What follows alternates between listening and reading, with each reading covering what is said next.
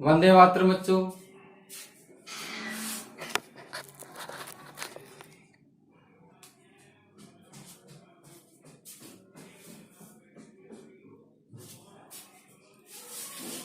वंदे मातरम बच्चों, मैं दीनदयाल शर्मा आज आपके मध्य एक नए बिंदु के साथ पुनः उपस्थित हुआ हूँ। बच्चों, आज हम कारक प्रकरण के अंतर्गत अधिकरण कारक सप्तमी विभक्ति का अध्ययन करने को जा रहे हैं। तो बच्चों, आज हम अधिकरण कारक को समझेंगे।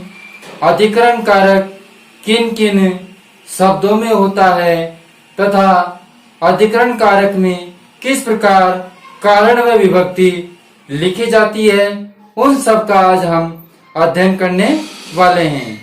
ठीक है बच्चों, तो हमारा पहला बिंदु है आधारो अधिकरणम सप्तमी अधिकरणच्च। इस सूत्र से कौन से सूत्र से? आधारो अधिकरणम सप्तमी अधिकरणच्च सूत्र से क्रिया की सिद्धि में, किसमें बच्चों? क्रिया की सिद्धि में जो आधार होता है, क्रिया की सिद्धि में जो आधार होता है उसकी अधिकरण संज्ञा होती है। मतलब क्रिया की सिद्धि में जो आधार है उस आधार की अधिकरण संज्ञा होती है। और अधिकरण में सप्तमी विभक्ति होती है। अधिकरण में कौन सी विभक्ति होती है बच्चों? सप्तमी विभक्ति होती है। ठीक है, तो अब हम उदाहरण के माध्यम से कारण विभक्ति को समझते हैं। हमारा पहला उदाहरण है नृपः सिंहासने तिष्ठति। राजा सिंहासन पर बैठा है। तो राजा का जो आधार है वो क्या है बच्चों? सिंहासन है। राजा किस पर बैठा हुआ है? सिंहासन पर बैठा हुआ है, तो आधार सिंहासन है। ठीक है, तो हम इसका कारण विभक्ति लिखेंगे। तो कारण विभक्ति, ठीक है। तो नृपः सिंहासन है तिष्ठति। नृपः माने राजा सिंहासन पर बैठता है। तो बच्चों, सिंहासन है जो है वो राजा का बैठने का क्या है? आधार है। ठीक है, तो हम सिंहासन शब्द में सप्तमी विभक्ति है, लेकिन किस कारण से है वो कारण को स्पष्ट करना है। तो हमारा कारण है आधारो अधिकरण,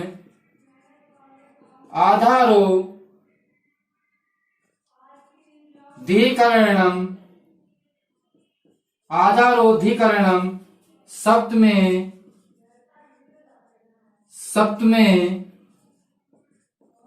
धिकरणे के योग में किसमें? सिंहासने शब्द में। किसमें बच्चों? सिंहासने शब्द में सप्तमी विभक्ति, कौन सी विभक्ति है? सप्तमी विभक्ति अधिकरण कारक है। सप्तमी विभक्ति अधिकरण कारक है। किसमें? आधारो अधिकरणम सप्तमी अधिकरणे के योग में सिंहासने शब्द में। किसमें? सिंहासने शब्द में सप्तमी विभक्ति अधिकरण कारक है। ठीक है बच्चों, इसी प्रकार अगला उदाहरण है वयम ग्रामे निवसाम। वयम मानी हम सब, ग्राम मानी गांव में, निवसाम में रहते हैं। हम सब कहाँ रहते हैं? गांव में रहते हैं। तो बच्चों, हम सब का जो रहने का आधार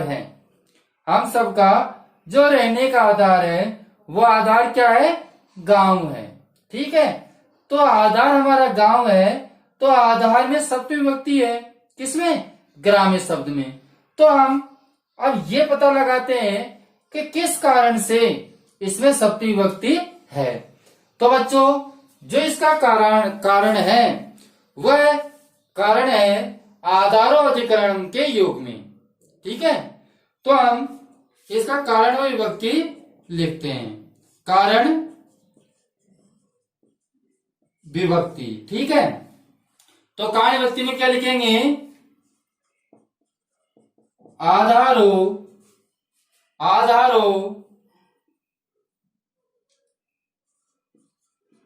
अधिकरणे, आधारो अधिकरणे अधिकरणम, आधारो अधिकरणम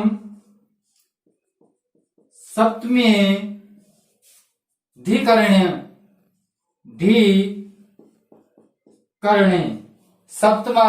सप्तमी धिकरणे के योग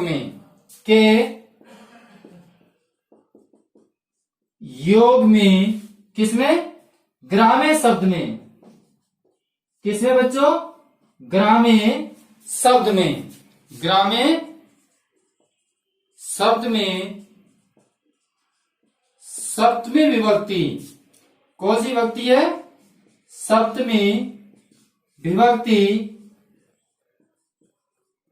अधिकरण कारक है, सप्तमी विभक्ति अधिकरण कारक है।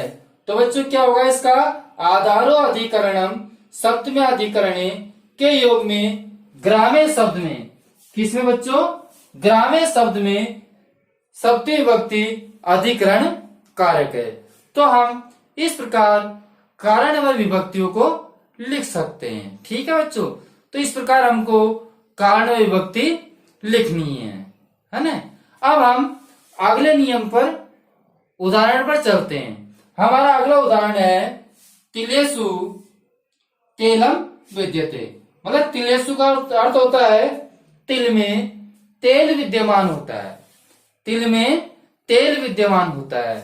तो जो तेल का आधार है, तेल का जो आधार है वह आधार क्या है, तिल है। तेल का आधार क्या है, तिल है। तो तिल में क्या है, सप्तमी विभक्ति है, क्योंकि आधार में कौन सी विभक्ति होती है, सप्तमी विभक्ति होती है। तो यहाँ तिलेसु शब्द में सप्तमी विभक्ति है। ठीक है, चलो हमने यहां तक पता लगा लिया कि आधार के कारण तिलेसु शब्द में सप्तमी विभक्ति है, लेकिन अब इसका हमको कारण व विभक्ति भी लिखना है। ठीक है, तो इसका हम कारण व विभक्ति किस प्रकार लिखेंगे उसको समझे। तो बच्चों ध्यान दे, कारण विभक्ति। अब हम लिखेंगे आधारो अधिकरणे, करणम, आधारो अधिकरणम, आधारो अधिकरणम सप्तमे धिकरणे के योग में, किसमें, तिलेसु शब्द में, किसमें बच्चों, तिलेसु शब्द में सप्तमी विभक्ति, कौन सी विभक्ति है, सप्तमी विभक्ति अधिकरण कारक है, सप्तमी विभक्ति अधिकरण कारक है। ठीक है बच्चों, तो सप्तमी विभक्ति अधिकरण कारक है। तो इसका कारण विभक्ति क्या हुआ, आधारो अधिकरणम सप्तमी अधिकरणे के योग में तिलेसु शब्द में, किसमें, तिलेसु शब्द में सप्तमी विभक्ति अधिकरण कारक है। तो बच्चों हमने जो नियम नंबर 1 है सप्तमी विभक्ति अधिकरण कारक का, उसके 3 उदाहरण हमने देखे। पहला उदाहरण था नृप सिंहासने तिष्ठति, तो इसका भी हमने कारण व विभक्ति आपको स्पष्ट किया।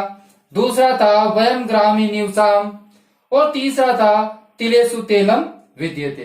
तो हमारे जो ये नियम थे वो आधारो अधिकरणम सप्तमी धिकरणे के योग में सप्तमी विभक्ति अधिकरण कारक आता है, उसका हमने अध्ययन किया। अब हम अगले बिंदु की ओर चलते हैं। हमारा अगला जो बिंदु है वह है जिसमें स्नेह किया जाता है। जिसमें स्नेह किया जाता है उसमें सप्तमी विभक्ति का प्रयोग होता है। उसमें कौन सी विभक्ति का प्रयोग होता है? सप्तमी विभक्ति का प्रयोग। हम ये कह सकते हैं कि स्नेह के योग में भी सप्तमी विभक्ति होती है। जैसे कि हमारा उदाहरण है पिता पुत्र स्नेहति। पिता पुत्र स्नेहति। पिता पुत्र से क्या करता है? स्नेह करता है, प्रेम करता है। तो बच्चों आधार क्या है? पुत्र। स्नेह करने का आधार क्या है? पुत्र है। तो पुत्र शब्द में सप्तमी विभक्ति है। ठीक है, पुत्र शब्द में सप्तमी विभक्ति है, लेकिन इसमें सप्तमी विभक्ति किस प्रकार है इसको हम कारण व विभक्ति द्वारा स्पष्ट करते हैं। किसके द्वारा स्पष्ट करते हैं? कारण व विभक्ति के माध्यम से स्पष्ट करते हैं। तो बच्चों इसका हम कारण लिख सकते हैं, कारण विभक्ति। ठीक है बच्चों, तो कारण विभक्ति क्या लिखेंगे? स्नेह के योग में। किसके योग में? स्नेह के योग में। स्नेह के योग में किसमें? पुत्र शब्द में। किसमें बच्चों? पुत्र है शब्द में। पुत्र शब्द में सप्तमी विभक्ति। कौन सी विभक्ति है? सप्तमी विभक्ति अधिकरण। सप्तमी विभक्ति अधिकरण कारक है। अधिकरण कारक है। ठीक है, किसमें? पुत्र शब्द में। किसमें बच्चों? पुत्र शब्द में सप्तमी विभक्ति अधिकरण कारक है। किसके योग में? स्नेह के योग में। बच्चों ये जो उदाहरण है, ये उदाहरण हमारे परीक्षा में भी आ जाता है, इसलिए इस उदाहरण को आपको ध्यान में रखना है। ठीक है, तो स्नेह के योग में पुत्र शब्द में सप्तमी विभक्ति अधिकरण कारक होता है। ठीक है बच्चों, अब हम अगले नियम की ओर चलते हैं। हमारा जो अगला नियम है वह है कि संलग्नार्थक मतलब संलग्न और चतुरार्थक और चतुरार्थ में, संलग्न और चतुरार्थ में शब्दों के योग में, इन शब्दों के योग में सप्तमी विभक्ति का प्रयोग होता है। किस किस में? संलग्न और चतुर में। तो बच्चों ये ध्यान देना है आपको कि संलग्न शब्द और चतुर शब्द, इन दोनों शब्दों में सप्तमी विभक्ति का प्रयोग होता है। आप अगर संलग्न एवं चतुर शब्द देखते हैं तो ये निश्चित सोच लेना कि उसमें सप्तमी विभक्ति अधिकरण कारक है। अब बच्चों हम इसका कारण व विभक्ति लिखते हैं।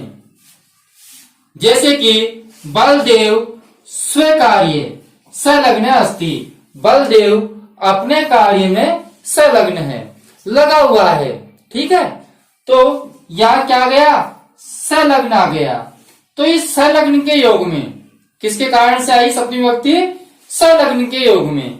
तो बच्चों इसका हम कारण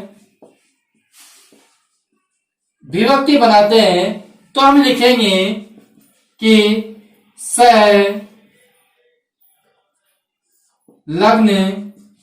के योग में, संलग्न के योग में स्वीकार्य। किसमें बच्चों? स्वीकार्य शब्द में, स्वीकार्य शब्द में सप्तमी विभक्ति। सप्तमी कौन सी विभक्ति बच्चों? सप्तमी विभक्ति अधिकरण कारक है। कौन सा कारक है? अधिकरण कारक है। किसमें? संलग्न के योग में स्वीकार्य शब्द में। किसमें है? स्वीकार्य शब्द में सप्तमी विभक्ति अधिकरण कारक होता है। ठीक है बच्चों, समझ में आ गया। अब हम अगले उदाहरण पर चलते हैं। जैसे कि जयदेव संस्कृत चतुर अस्ति। जयदेव संस्कृत में चतुर है। तो बच्चों यहाँ चतुर शब्द आ गया, इसलिए जो संस्कृत शब्द है, किसमें चतुर, किसमें? वो संस्कृत में है। ठीक है, तो संस्कृत चतुर अस्ति, संस्कृत में चतुर है। तो यहाँ संस्कृत शब्द में सप्तमी विभक्ति है। कौन सी विभक्ति है? सप्तमी विभक्ति है। अब हम इसका कारण व विभक्ति के माध्यम से इसको समझते हैं। ठीक है, कारण विभक्ति। तो हम कारण विभक्ति लिखेंगे चतुर के योग में, चतुर के योग में संस्कृत शब्द में। किसमें बच्चों? संस्कृत शब्द में कौन सी विभक्ति है? सप्तमी विभक्ति। सप्तमी विभक्ति अधिकरण कारक है। अधिकरण कारक है। ठीक है, किसमें? चतुर के योग में संस्कृत शब्द में सप्तमी विभक्ति अधिकरण कारक है। ठीक है बच्चों, तो हमने दूसरा नियम पढ़ा कि स्नेह के योग में सप्तमी विभक्ति होती है। जैसे पिता पुत्र है स्नेहति, तो जहां स्नेह शब्द आता है तो स्नेह में सप्तमी विभक्ति होती है। जिससे कोई स्नेह करता है उसमें सप्तमी विभक्ति होती है। दूसरा हमने पढ़ा संलग्न और चतुरार्थ में। संलग्न और चतुरार्थ में सप्तमी विभक्ति होती है और उनके हमने उदाहरण भी देखे हैं। तो बच्चों इस माध्यम से आपको कारण विभक्ति लिखनी है। अब हम अगले बिंदु की ओर आगे बढ़ते हैं। जब तक जिन्होंने अभी तक वीडियो को लाइक नहीं किया है तो वीडियो को लाइक करें। जिन्होंने अभी चैनल को सब्सक्राइब नहीं किया है तो लाल बटन को दाब के चैनल को जरूर सब्सक्राइब करें, जिससे कि पिछले व आने वाले वीडियो निरंतर आपको प्राप्त होते रहे। ठीक है बच्चों, अब हम अगले बिंदु की ओर आगे बढ़ते हैं। बच्चों हमारा अगला बिंदु है कि निम्नलिखित शब्दों के में सप्तमी विभक्ति होती है। जो निम्नलिखित शब्द दे रखे हैं उनमें सप्तमी विभक्ति होती है। वह शब्द कौन कौन से हैं? पहला शब्द है श्रद्धा और दूसरा शब्द है विश्वास। तो श्रद्धा और विश्वास इन दोनों शब्दों में सप्तमी विभक्ति होती है। कौन सी विभक्ति होती है बच्चों? सप्तमी विभक्ति होती है। किसमें? श्रद्धा और विश्वास में। ठीक है, जैसे कि बालकस्य पितरी श्रद्धा अस्ति। बालक का पिता के प्रति श्रद्धा है। बालक का पिता के प्रति क्या है? श्रद्धा है। तो पितरी शब्द में सप्तमी विभक्ति है। तो बच्चों इसका हम कारण में विभक्ति, कारण विभक्ति लिखते हैं। तो कारण विभक्ति में क्या लिखेंगे कि श्रद्धा के योग में, किसके योग में बच्चों? श्रद्धा के योग में। किसमें? पितरी शब्द में। किसमें बच्चों? पितरी शब्द में। पितरी शब्द में सप्तमी विभक्ति। कौन सी विभक्ति? सप्तमी विभक्ति अधिकरण कारक है। कौन सा कारक है? अधिकरण कारक है। ठीक है बच्चों, तो हम इसका कारण विभक्ति क्या लिखेंगे? श्रद्धा के योग में पितरी शब्द में सप्तमी विभक्ति अधिकरण कारक है। कौन से शब्द में? पितरी शब्द में। किसके योग में? श्रद्धा के योग में। ठीक है, तो जहां श्रद्धा और विश्वास ये दो शब्द आते हैं वाक्य के अंतर्गत, तो उसमें सप्तमी विभक्ति होती है। ठीक है बच्चों, अब हम अगला उदाहरण देखते हैं। अगला उदाहरण है कारण विभक्ति। ठीक है, महेशस्य स्वमित्रे विश्वासे अस्ति। महेश का अपने मित्र के प्रति क्या है? विश्वास है। तो जो स्वमित्र शब्द है, इस स्वमित्र शब्द में कौन सी विभक्ति है? सप्तमी विभक्ति है। ठीक है बच्चों, अब सप्तमी विभक्ति क्यों है वो हमको कारण बताना है। तो कारण क्या हो गया? विश्वास। तो विश्वास के योग में कौन सी विभक्ति होती है? सप्तमी विभक्ति होती है। तो हम इसका कारण विभक्ति लिख सकते हैं कि विश्वास के योग में, किसके योग में? विश्वास के योग में, विश्वास के योग में स्वमित्र शब्द में, किसमें? स्वमित्र शब्द में सप्तमी विभक्ति, सप्तमी विभक्ति अधिकरण कारक है। अधिकरण कारक है। कौन सा कारक है बच्चों? अधिकरण कारक है। किसके योग में? विश्वास के योग में। किसमें? स्वमित्र शब्द में। किसमें? स्वमित्र शब्द में, विश्वास के योग में स्वमित्र शब्द में सप्तमी विभक्ति अधिकरण कारक है। तो हम इस प्रकार कारण विभक्ति के माध्यम से समझा सकते हैं। ठीक है, ध्यान रखना कि श्रद्धा और विश्वास में कौन सी विभक्ति होती है? सप्तमी विभक्ति होती है। कौन सी बच्चों? सप्तमी। ठीक है, तो आपको ये ध्यान रखना है। अगर आपको ये ध्यान रहेगा कि श्रद्धा और विश्वास में सप्तमी विभक्ति है, तो जो रेखांकित शब्द है उससे आप उसका कारण विभक्ति आसानी से लिख सकते हैं। अब हम अगले बिंदु की ओर आगे बढ़ते हैं। अगला बिंदु है यस्य च भावेन भाव लक्षणम। कहने का तात्पर्य है कि जब एक क्रिया के बाद दूसरी क्रिया होती है, जब एक क्रिया के बाद दूसरी क्रिया होती है, तब पूर्व क्रिया में, तब क्या बच्चों? जो पूर्व क्रिया है उस पूर्व क्रिया में और उसके कर्ता में, पूर्व क्रिया में और उसके कर्ता में, किसमें बच्चों?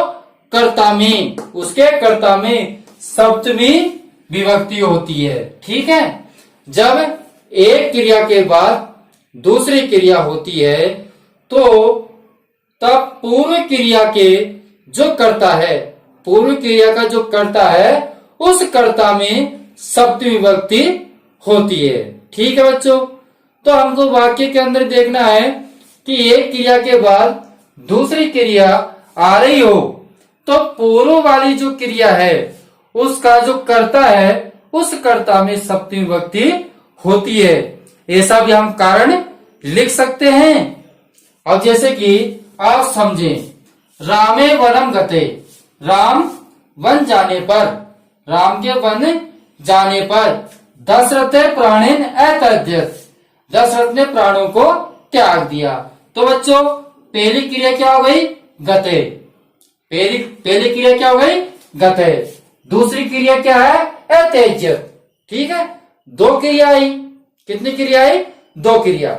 लेकिन जो पूर्व की क्रिया है उसका जो कर्ता है, पूर्व क्रिया कर्ता कौन है?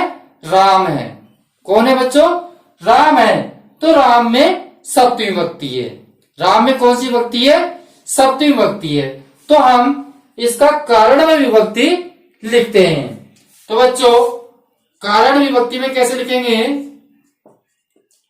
ध्यान दें, हम दोनों प्रकार से लिख सकते हैं कि जब एक क्रिया के बाद दूसरी क्रिया आ जाने पर पूर्व क्रिया के कर्ता में कौन सी विभक्ति है?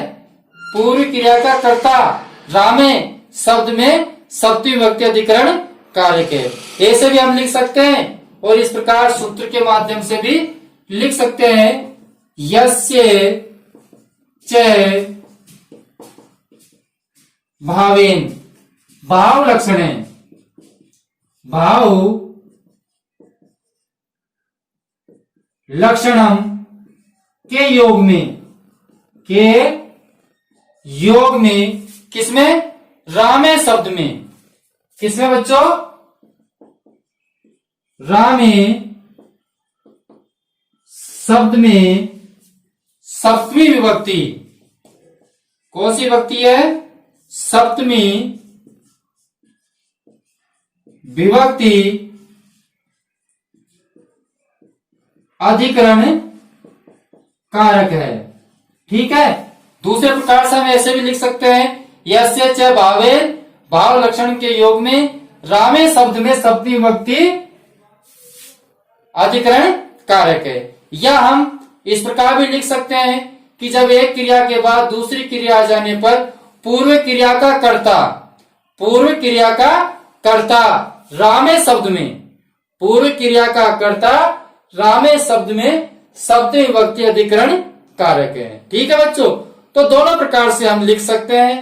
पहला प्रकार मैंने आपको यह बता दिया।